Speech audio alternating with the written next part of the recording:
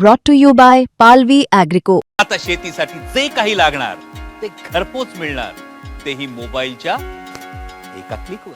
पुण्याला करोडो रुपये, हजारो करोड रुपये इतकी जमीन फॉरेस्ट लँड होती, ती अधिकाऱ्यांनी आणि राजकारणांनी संगनमत करून बिल्डर्सच्या कशात टाकली होती.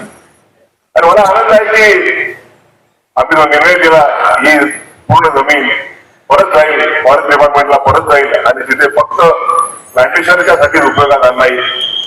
आताच विजयरावांनी सांगितल्याप्रमाणे कोर्ट त्याच्या बाजूला असताना झाडाझडतीचा उल्लेख केल्यावरती न्यायालयाने निर्णय बदलला आणि अशा सामाजिक अंग असलेल्या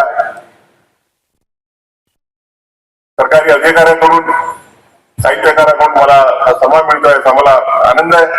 मी फुलेजींनी सांगितल्याप्रमाणे आपण राज्यघटनेप्रमाणे चालणारा देश आहोत. या देशाचं जे संविधान आहे त्या संविधानाप्रमाणे आपण कार्य करणारे लोक आहोत. आणि देशाचं संविधान काय म्हणते, कायद्याचं राज्य, रूल ऑफ लॉ. आणि रूल ऑफ लॉ असताना तुम्ही पूर्ण लॉचं व्हायोलेशन करून जर कोणाचं घर तोडत असाल, तुम्ही फक्त त्या एका व्यक्तीला शिक्षा देत नाही, त्याच्या पूर्ण कुटुंबियाला, त्याच्यासोबत जे राहणारे त्याचे आई वडील, भाऊ बहीण, मुलं आहेत त्यांना शिक्षा देतात. आणि म्हणून आम्ही होल्ड केलं हे भारतीय राज्यघटनेला अभिप्रेत नाही.